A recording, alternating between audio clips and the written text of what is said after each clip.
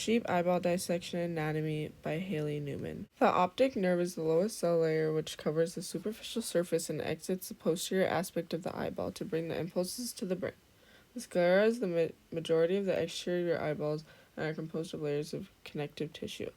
The cornea is covering the external surface of the eye, which is a transparent layer that allows light to enter the interior to reach the photoreceptor retina posteriorly. The vitreous body is a posterior cavity behind the lens, which is filled with another fluid. The other fluid is the vitreous humor. The clear gel substance found in the posterior part of the eye helps maintain the shape of the eyeball, allowing light to pass through the retina.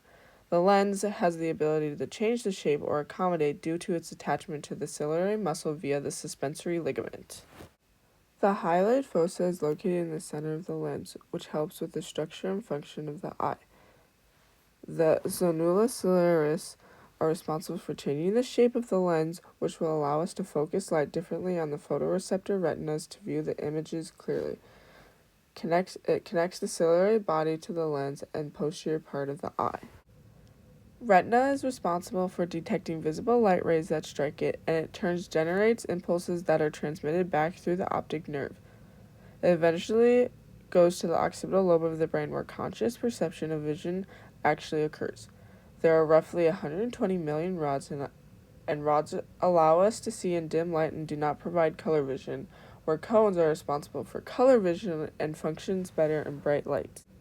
The blind spot is located behind the optic nerve. The blind spot is also known as the optic disc. It contains no rods or cones, which do not contribute to the vision. It also helps nerve fibers exit. It is what nerve fibers exit from the optic nerve. Iris is the pigment region that also contains smooth muscle cells that regulate the diameter of the pupil. The pupil is a small hole in the middle of the iris, and its size is controlled by the contraction or relaxation of smooth muscle fibers in the iris, in response to either sympathetic or parasympathetic stimulation. With sympathetic stimulation, the pupil will dilate to let a great deal of light in, while parasympathetic stimulation, the iris will contract and the pupil will become smaller, allowing less light into the globe. The choroid lines most of the interior surface of the sclera and contains numerous blood vessels that provide nutrients to the posterior surface of the retina. The choroid also has melanocytes that produce melanin, which help absorb stray light rays within the interior eye, which prevents reflection and scattering of light. The tapetum lucidum is a choroid in cows and other animals and has a reflective surface. You cannot find them in humans, and this layer is why many animals' pupils appear to glow when light is shown in them at night. The aqueous humor is a clear substance in the anterior and posterior chamber of the eye. It is produced by ciliary bodies to remove waste from eye and allow its light to pass through the lens and retina.